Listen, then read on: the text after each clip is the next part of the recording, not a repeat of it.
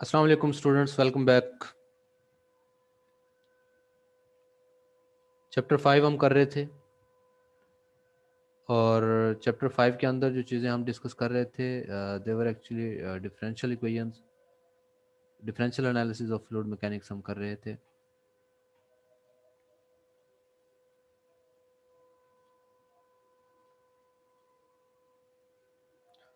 That was the title of this chapter and the topic was cylindrical coordinate system। Last जो हमारी discussion हुई थी उसमें हमने सिलेंड्रिकल कोऑर्डिनेट सिस्टम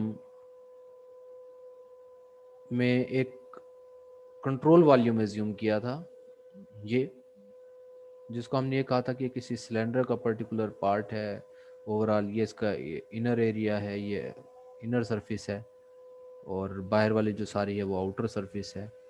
एक को हमने फ्रंट का नाम दिया था, दूसरी साइड वाले को बैक का, एक को इनर का, एक का आउटर का और एक को टॉप और बॉटम का नाम दिया था। इनके एरियाज, सरफेस एरियाज जो चारों साइडों 6 सरफेसेस के जो बन रहे हैं उनको हमने कैलकुलेट किया था और इस शेप को हमने उसका जो है प्रोजेक्शन कह लें आर थीटा प्लेन के ऊपर, या यूं कह लें कि इसका जो एरियल व्यू है वो हमने एज्यूम किया था। तो मैं आप लोगों को जो लास्ट डिस्कशन में ले गया था जहाँ पे, दैट वाज के जब हम integral rho V D A को एवेलुएट करते हैं throughout the control surface, तो जो वैल्यू आती है मेरे पास वो क्या आती है, वो ये आ रही होती है।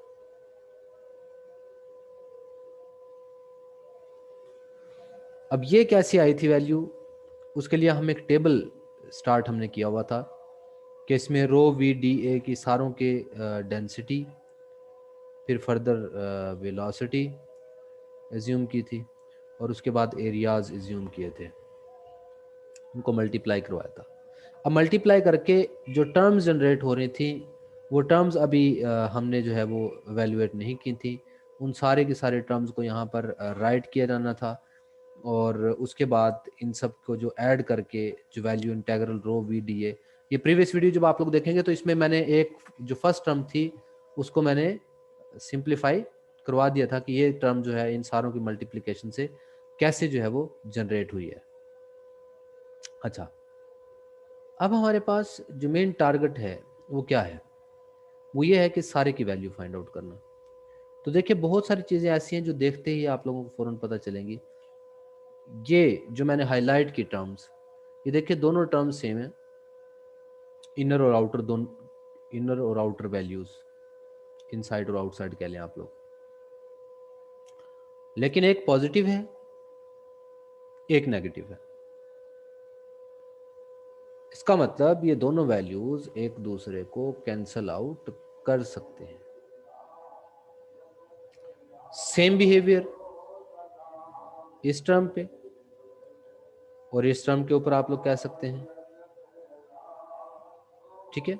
ये फ्रंट और बैक के लिए है, तो फ्रंट और बैक वाली पे भी यही वाला प्रोसीजर जो है वो अडॉप्ट किया जा सकता है।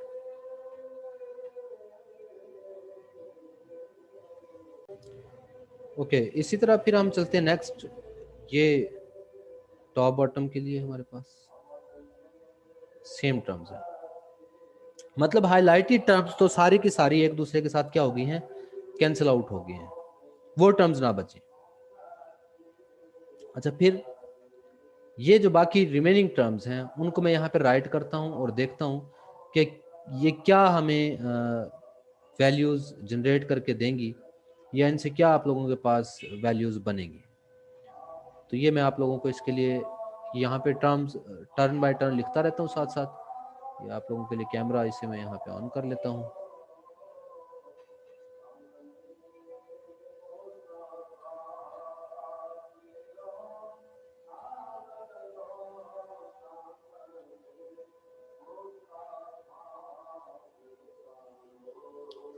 वो जो टर्म्स हैं उनको मैं राइट कर लेता हूँ। टर्म्स क्या क्या हैं वो टर्म्स देखें,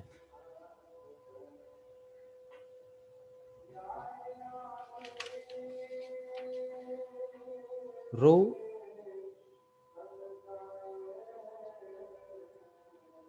we R D R over 2 D theta D ji plus rho partial V R over partial R D R D theta D Z over 2 plus V R partial rho over partial R D R over 2 D theta D Z. अच्छा, पर अब अगर आप लोग गौर से देखें, ये जो टर्म है फर्स्ट टर्म, जब आप लोग आउटर में जाते हैं, अब मैं हाइलाइटर को यूज कर लेता हूं यहाँ पे साथ ही, ताकि इसको मैं इजीली एक्सप्लेन कर पाऊँ। ये जो टर्म है rho V R D R over 2 D theta D Z और rho V R D R over 2 D theta D Z, तो यही इनर में यही आउटर में है, तो ये 2 टाइम हो जाएगी। इसी तरह अगली टर्म भी दोनों के अंदर सेम है तो वो भी 2 टाइम हो जाएगी, और उससे अगली भी सेम है तो वो 2 टाइम हो जाएगी, मतलब इनर और आउटर दोनों के अंदर।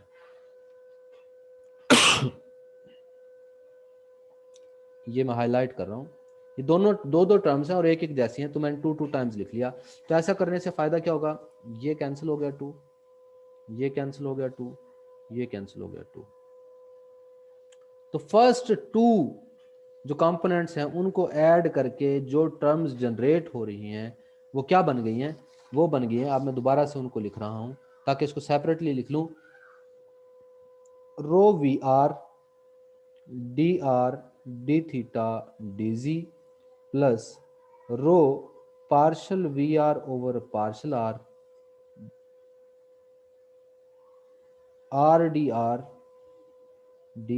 D theta D Z, R भी साथ है, plus R V R partial rho over partial R D theta D Z. ये मैंने एक यानी कि जो इक्वेशन जो बनी थी इन दोनों को मिला के वो लिख ली। अच्छा, अब इसी तरह यही प्रोसेस मैं कंटिन्यू कर लेता हूँ अगली के लिए भी, यानी कि इन दो के लिए। इसमें भी देखें सेम टर्म्स हैं, तो ओवर 2 जो है इनका वो ख़त्म हो जाएगा। अगले दोनों से जो बनेगी टर्म्स वो बनेगी rho partial V theta over partial theta D R D theta D जी प्लस ओवर 2 देखें ख़त्म हो गया ना, V theta partial rho over partial theta D R D theta D Z. ये इन दोनों से बन गई।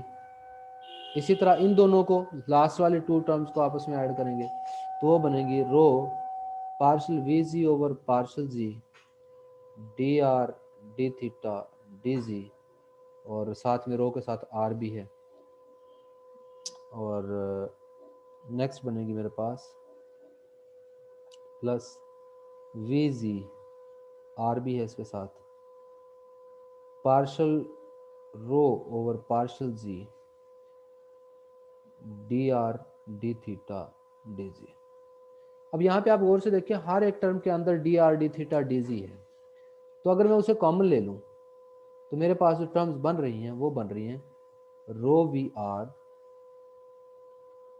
इन तमाम टर्म्स को साथ साथ देखते रहिएगा, plus rho partial V R over partial are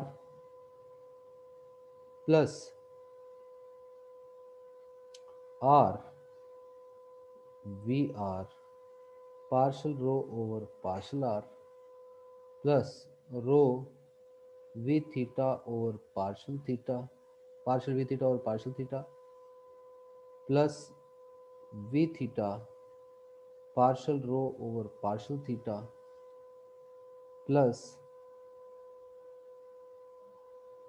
row R partial V ji over partial ji plus V R into R partial rho over partial z, और इन सब के साथ D R D theta D z as it is है।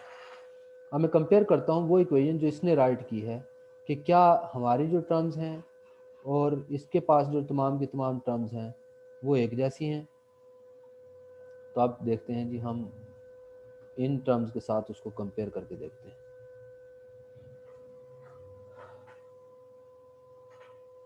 यहां से अगर आप लोग देखें,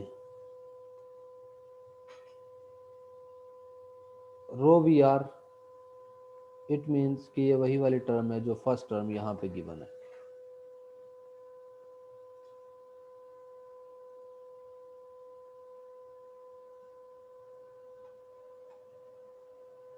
मैं हाईलाइट करता रहता हूँ इसको,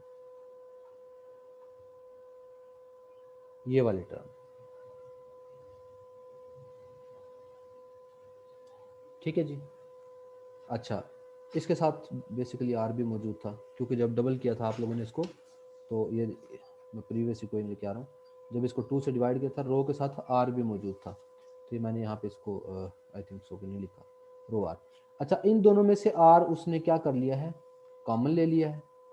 आर को कॉमन लेने के बाद ये नेक्स्ट वाली 2 टर्म्स एक्चुअली मैं जनरेट कर रहा हूँ, ये वाली 2 टर्म्स हैं, ये कहाँ पे मौजूद हैं, तो यहाँ पे इन दोनों में से अगर आर कॉमन ले लें तो जो चीज़ बचेगी, rho partial V R over partial R plus V R partial rho over partial R, तो ये वही चीज़ है जो कि ये नेक्स्ट 2 टर्म्स है। इसी तरह ये वाले जो नेक्स्ट 2 टर्म्स हैं, ये कहाँ से आई हैं, ये यही टर्म्स हैं, rho partial V theta over partial theta plus V theta partial rho over partial theta. इसका मतलब नेक्स्ट 2 टर्म्स भी हैं जो सेटिस्फाई हो गई हैं। और उसके बाद आखिरी दोनों में से भी आर उसी तरह कॉमन लेके रो पार्शल वी जी ओवर पार्शल जी plus V Z partial rho over partial Z. अब ये जो ब्रैकेट्स के अंदर हैं, मिडिल ब्रैकेट्स के अंदर, ये आप लोग देखें तो प्रोडक्ट रूल वाले उसी फार्मूले को ही रिप्रेजेंट कर रहे हैं। तो इनके ऊपर प्रोडक्ट रूल वाला फार्मूला अगर आप लोग अप्लाई कर दें तो हम कह सकते हैं कि ये दोनों रो वी आर का डेरिवेटिव है। तो ये जो पहला मैंने इसको हाईलाइट किया हुआ था,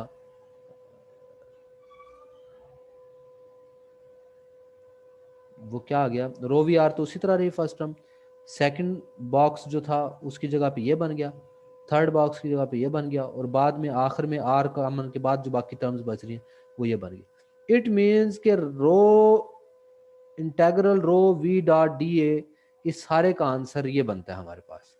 तो ये वो चीज़ थी जो मैंने कल आप लोगों को बताया कि आप लोग इसको जो है वो ड्राइव करके लेके आइएगा, तो बड़ी सिंपल सी ही थी, ठीक है। लेकिन इसको आप लोगों ने जब सॉल्व करना है तो आप लोग देख लेंगे कि ये इजीली जो है वो तमाम की तमाम वैल्यूज आप लोगों के पास आ जाएंगे। ओके, फिर फर्दर क्या चीज़ थी, ये हमारे पास आ गया कि integral rho V dot D A की वैल्यू ये आ गई। लेकिन जो कंटिन्यूटी इक्वेशन होती है, मैं दोबारा से, क्योंकि अब साथ साथ उन्हीं चीज़ों की तरफ हम चलते हैं, जब हमने कार्टियन कोऑर्डिनेट सिस्टम में भी किया था, तो कंटिन्यूटी इक्वेशन एक्चुअली तो ये थी, ये दैट वाज कंटिन्यूटी इक्वेशन, असल कंटिन्यूटी इक्वेशन ये थी। इसका सेकंड पार्ट तो आ गया rho V dot D A. तो पहले वाला क्या था, पार्शियल और partial t integral rho D V. तो अब मैं इंटेग्रल रो डी वी की वैल्यू को क्या करना चाहूँगा, इवेल्युएट करना चाहूँगा सिलेंड्रिकल फॉर्म में। तो ये देखिए उसने कहा है कि partial over partial t integral rho D V की जगह पे क्या लिखेंगे, partial rho over partial T mass inside the control volume at any instant is the product of mass per unit volume। तो ये डेंसिटी मल्टीप्लाई बाय वॉल्यूम जो है वो बेसिकली मास ही है। तो पार्शियल और पार्शियल टी, इसका जो वॉल्यूम है वो क्या बन रहा है, आर डी थीटा, मतलब इसकी दो साइडें जो आप लोगों के पास पता है कि डी आर है एक लेंथ और एक डी जी है, और तीसरी लेंथ जो है वो कर्ड शेप में है जो कि L is equal to R theta से निकलेगी, तो वो आर डी थीटा आ गया। तो partial over partial T, R D theta D R D Z, ये सारे का वॉल्यूम मल्टीप्लाई हो रहा है पार्शियल ओवर पार्शियल टी के साथ। तो ये आपके पास फर्स्ट टर्म आ गई। अब फर्स्ट टर्म ये है, और एक आप लोग पहले फाइंड आउट कर चुके हैं वैल्यू, तो D theta D R D G के अलावा अगर आप इसको देखते हैं, यानी कि आप इसको इस टर्म के अलावा अगर देखते हैं, या मैं इसको वैल्यूएट कर देता हूँ आप लोगों के लिए, क्या है कि हम जो कंजर्वेशन ऑफ मास है वो इंटेग्रल फॉर्म में क्या देखते हैं, volume integral rho D V plus surface integral rho V dot D A, यही था हमारे पास, that is sum of this values is equal to 0।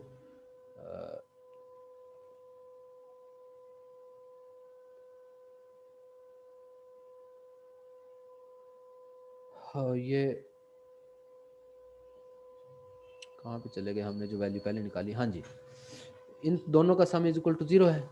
अब इसकी वैल्यू को हमने कहा कि इसकी वैल्यू जो आती है that is equal to partial rho over partial T R D theta D ji plus इसकी वैल्यू जो है वो ये है, ये जो हाईलाइट की हुई अब आप लोगों के सामने मौजूद है, ये क्या है, rho V R plus R partial rho V R over partial R plus partial rho V theta over partial theta plus R partial rho V ji over partial Z D R D theta D ji is equal to 0। इस सारे का sum equal to 0। अब देखें D R D theta D Z इन सारियों में तो है, आखिरी में पहली वाली में भी मौजूद है, तो D R D theta D जी सब में से कॉमन ले लें तो क्या बन जाएगा, तो वो इक्वेशन जो जनरेट होगी वो बनेगी partial rho over partial T और इसके साथ आर भी बच जाएगा, R partial over partial T plus rho V R plus R partial rho V R over partial R plus partial rho V theta over partial theta plus R partial rho V z और partial z. इन सारे के बाहर आना है D R D theta D ji is equal to 0। अगर आप लोग per unit volume value find out करना चाह रहे हैं, या ये उसने कहा है कि सिलेंड्रिकल कोऑर्डिनेट सिस्टम में कंजर्वेशन ऑफ मास क्या हो जाएगी, D R D theta D जी पे आप लोग डिवाइड कर दें बोथ साइड्स को, तो ये आप लोगों के पास बच जाएगी। उसने इस R partial over partial T को आखिर में लिखा है, तो ये बन गया जी रो वी आर, ये इक्वेशन जो है rho V R plus R partial rho V R over partial R plus partial rho V theta over partial theta plus R partial rho V जी ओवर पार्शल जी plus ये जो पहले वाली term जो मैंने first पे लिखी हुई है partial over partial T is equal to 0। ये है जी हमारे पास conservation of mass in cylindrical coordinate system, ये फॉर्म बनी। अच्छा, इसमें अगर आप लोग ये देखें कि आर रो वी आर का डेरिवेटिव और आर वैसे ही, ठीक है, इसमें हम क्या कर सकते हैं, आर को इनसाइड द इंटेग्रल उसने लिया है किसके लिए,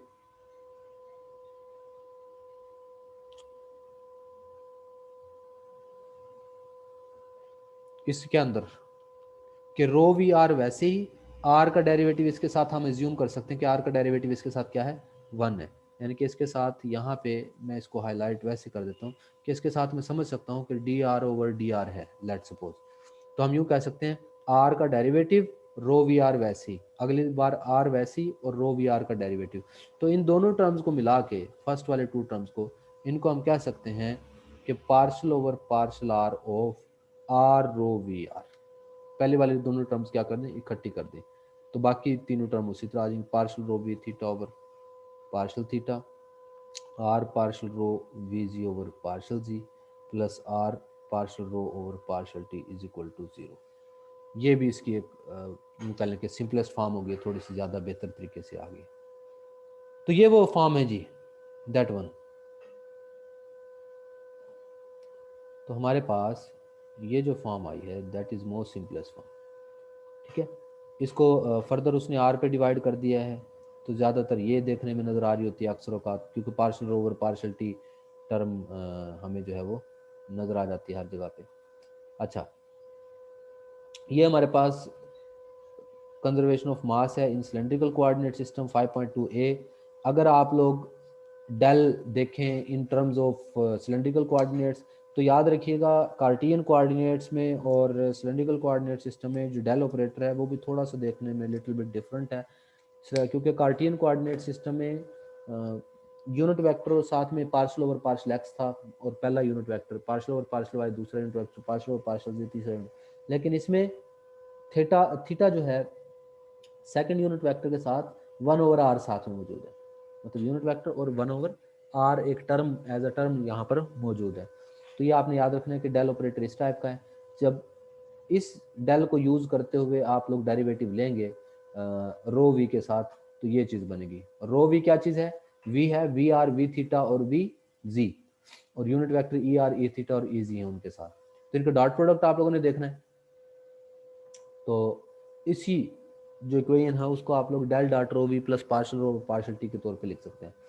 और अगर हमारे पास इनकम्प्रेसिबिलिटी की कंडीशन हो तो जाहिर है सब में से एक ना सिर्फ रो बाहर आ जाएगा, partial rho over partial T भी खत्म हो जाएगा और डेंसिटी बाहर आकर उस पर डिवाइड हो जाएगा। तो ये आप लोगों के पास सिंपलेस्ट फॉर्म बन जाएगी इन केस ऑफ इनकम्प्रेसिबल।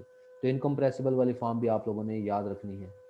और इसके अंदर जिस वक्त आप लोग ये डेरिवेटिव ले रहे होंगे, डेल अप्लाई कर रहे होंगे, ऑब्वियसली वहाँ पे आप लोगों को इन दो फार्मूलाज की ज़रूरत पड़ेगी कि आर का derivative with respect to theta लें तो ई थीटा आता है, थीटा का derivative with respect to theta लें तो ई आर आता है।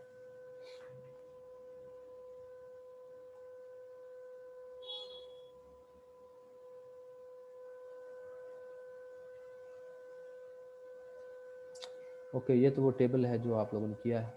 तो हमारे पास ये जो है ओवरऑल वैल्यू बन जाएगी। और स्टडी की फॉर्म में सिर्फ आखिरी टर्म यानी कि लास्ट टर्म जीरो कर सकते हैं। तो स्टडी के लिए ये आप लोगों के पास जो है वो कंजर्वेशन ऑफ मास की सिलेंड्रिकल फॉर्म में इक्वेशन होगी, इसको देखना है। तो यहाँ तक हमने क्या काम किया है? यहाँ तक हमने फर्स्ट जो लॉ था उसको डिफरेंशियल फॉर्म में, डेल ऑपरेटर की फॉर्म में, जो डिफरेंशियल अप्रोच है कंट्रोल वाली, डिफरेंशियल अप्रोच है इनकम्प्रेसिबल फ्लो की, उसमें उसको हमने क्या किया है? यूज़ किया है। उसके बाद हम इसी को यूज़ भी कर लेते हैं, जो इक्वेशन हमने यहाँ पे ली है। देखे ना, इसमें ज़्यादातर एक तो ये यूज़ होगी, अगर स्टडी है तो ये वाली इक्वेशन आपको याद होनी चाहिए, ठीक है। और इनकम्प्रेसिबल है तो 1/r partial R V R over partial R plus 1/r partial V theta over partial theta plus partial V जी ओवर पार्शल जी। तो ये दोनों इक्वेशन अगर आप लोगों को याद होंगे तो फिर आप लोग उससे रिलेटेड कोई भी क्वेश्चन कर सकते हैं। और क्वेश्चंस कैसे होंगे? बिल्कुल वैसे होंगे जैसे पहले थे, आप लोगों के पास 1, 2 और 3 डायमेंशनल फ्लो के होंगे और बेसिक टाइप के क्वेश्चंस पूछ रहे हैं।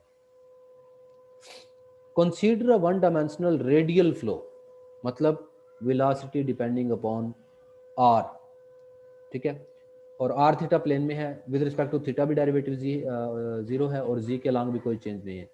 Determine the condition on F of R requires to flow is to be compressible incompressible.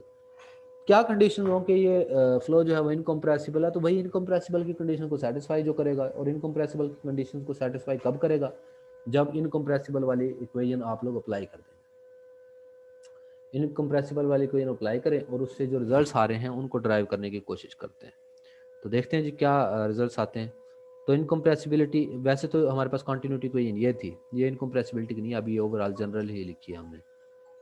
तो इनकम्प्रेसिबिलिटी कंडीशन इसके ऊपर लगाते हैं कि इनकम्प्रेसिबिलिटी कंडीशन है क्या, और फिर इसके ऊपर जब हम अप्लाई करते हैं तो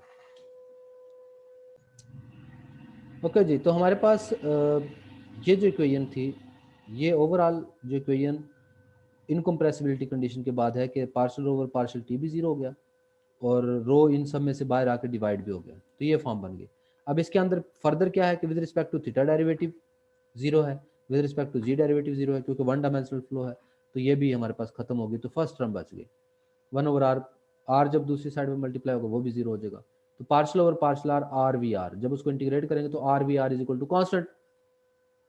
अच्छा, R V R is equal to constant है, या फिर यूं कह सकते हैं कि V R is equal to constant over R, जैसे कि इसमें यहाँ पे लिखा है। या फिर यूं कहेंगे कि velocity will be the function of r. Thus the continuity equation shows that the radial velocity must be, radial velocity ये होनी चाहिए for one dimensional radial flow of an incompressible fluid. This is not surprising result as fluid moves outward from the center. The volume flow rate at any radius, वो volume flow rate के एक practical example भी दे दिए कि आपको देखने में लग रहा है कि वेलोसिटी जो है फंक्शन ऑफ आर होगी, लेकिन यहाँ पे देखें q is equal to this, जो कि रेडियस पे डिपेंड करती हुई होती हुई है। अच्छा जी, ये एक तो सबसे पहले हमारे पास हो गया कि हमने सबसे पहले चेक कर लिया कि क्या कंडीशन हो कि वो इनकम्प्रेसिबल है। तो इनकम्प्रेसिबल की कंडीशन चेक करने का सादा अल्फाज में मतलब ये हुआ कि हमने इसमें वो कंडीशन अप्लाई करवा दी जो कि इनकम्प्रेसिबिलिटी की थी। तो कंजर्वेशन ऑफ मास का टॉपिक यहाँ तक हमारा जो है वो कंप्लीट हो जाता है कि हमने ये क्या दिया कि कंजर्वेशन ऑफ मास या जो ला था वो हमारे पास यहाँ तक एंड। अब इससे रिलेटेड क्वेश्चंस जो अगर कोई एक्सरसाइज में है वो मैं देखता हूँ, वो आप लोगों को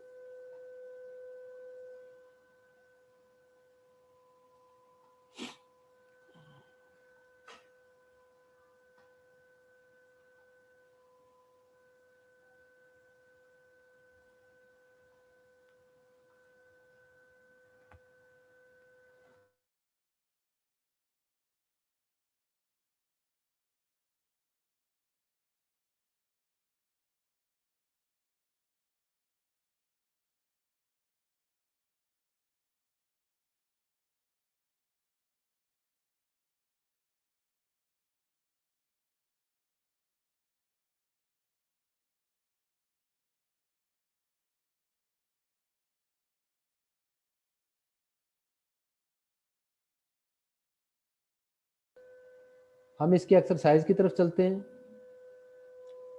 पहले तो, सो दैट के इससे रिलेटेड जो क्वेश्चंस हैं उनको एक दफ़ा हम देख लें।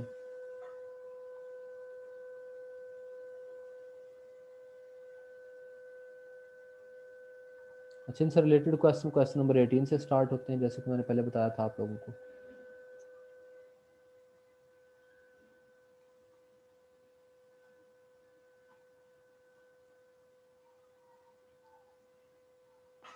Which of the following set of equation represents the possible incompressible flow case?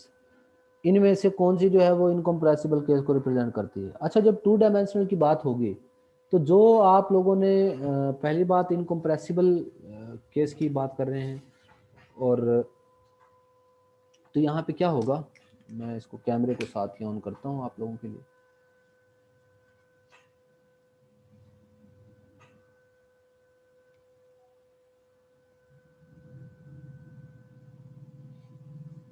ये आप लोगों के पास इक्वेशन थी इसकी, जो जनरल इक्वेशन हमने कंजर्वेशन ऑफ मास की ड्राइव की थी। इसमें जब इनकम्प्रेसिबिलिटी कंडीशन ले आते हैं तो partial rho over partial T भी खत्म हो जाता है, और इन सब का रो जो है वो बाहर आके डिवाइड हो जाता है। Partial over partial R rho V R plus partial V theta और partial theta plus R partial V ji over partial Z is equal to zero, या यूं कह सकते हैं कि आर पे अगर आप लोग डिवाइड कर लेंगे तो 1 ओवर आर इन दोनों के साथ आ जाएगा और आर इसके साथ नहीं होगा। अच्छा, जब हम बात कर रहे हैं, अब जब क्वेश्चन नंबर 18 को कर रहे होंगे तो क्वेश्चन नंबर 18 के दौरान आप लोगों ने ख्याल रखना है कि वो फिर टू डायमेंशनल है, V R V theta V z तो है ही नहीं ना, तो वी जी को आप लोग खत्म कर देंगे, तो तब आपके पास क्या रह जाएगा, partial over partial R rho V R plus partial over partial theta V theta is equal to zero. अगर तो ये कंडीशन सेटिस्फाई होती है, अगर तो ये कंडीशन हमारे पास सेटिस्फाई हो रही हो तो फिर हम सॉरी रो नहीं आर, क्योंकि रो तो कॉमन चली गई ना, आर वी आर। ओके, तो वी आर क्या दिया हुआ है हमें, फर्स्ट वन के लिए देखते हैं। वी आर है जी U cos theta, R V R क्या हो गया,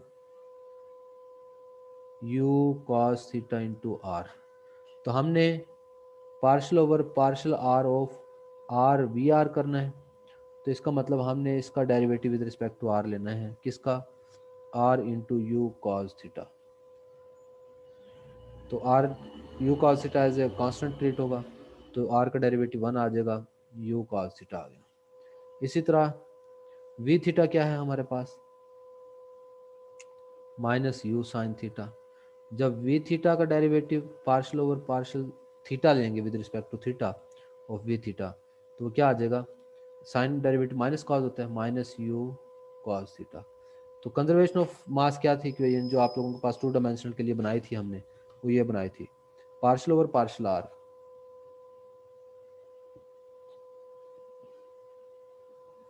are V R plus partial over partial theta V theta theta is equal to, इसका आंसर क्या आया था, यू कॉस थीटा, दूसरे का आंसर क्या आया था, माइनस यू कॉस थीटा।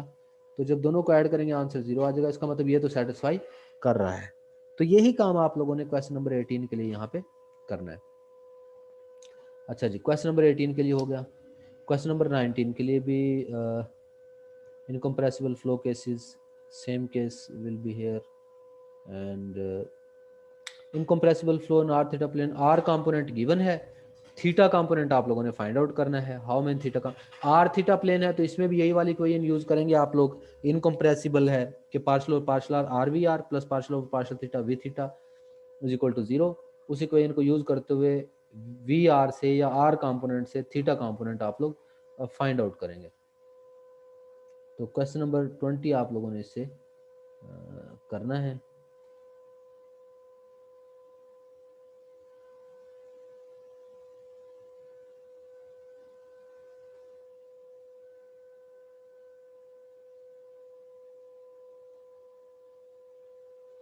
ये मैंने कहा था partial over partial R R V R plus partial over partial theta V theta.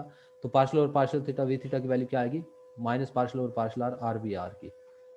तो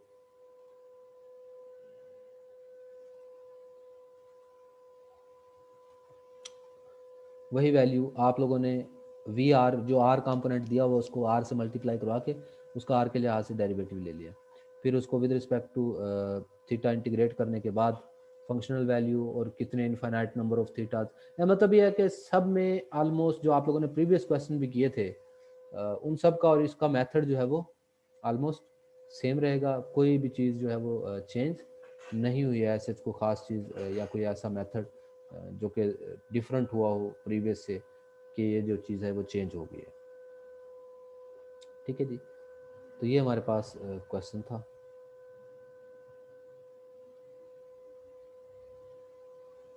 और ये क्वेश्चन है भी वही वाला जो पहले वाला अभी हमने चेक किया था, जिसमें V R is equal to U cos theta दिया हुआ था और इनकम्प्रेसिबल में V theta minus U sine theta दिया हुआ था। तो इसमें माइनस यू साइन थीटा हमने फाइंड किया है। जो एक क्वेश्चन अभी मैंने आप लोगों को करवाया है ये वाला, ये आप लोग देखें, वी आर इसमें दिया हुआ था और वी थीटा भी इसमें दिया हुआ था। अगर ये वी आर हो तो इसके लिए इस वी थीटा पे ये इस कंडीशन को सेटिस्फाई करता है। तो इसमें अब वी आर दिया हुआ था, वी थीटा हमने फाइंड आउट किया है और इसी इक्वेशन को सेटिस्फाई करके इसका कन्वर्स टाइप ही चीज़ बन गई है। देखें वी थीटा जो है माइनस यू साइन थीटा हमने फाइंड आउट किया है फॉर सिंपलेस्ट केस। तो ये वैल्यू आप लोगों ने जी चेक करनी है।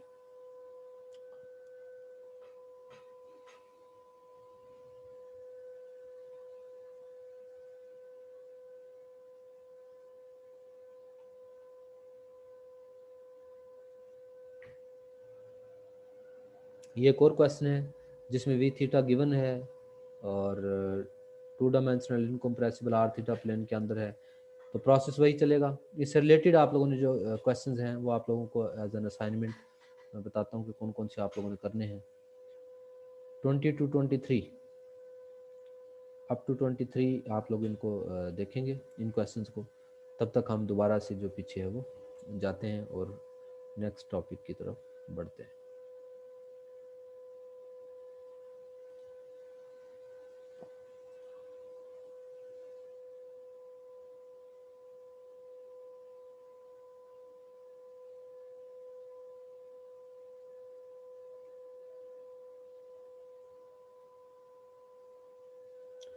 वेल,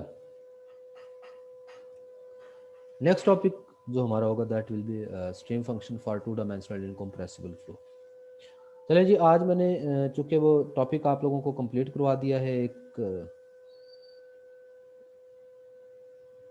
मास कंजर्वेशन ऑफ मास, तो मैं इसको नेक्स्ट वीडियो के अंदर कवर करता हूँ।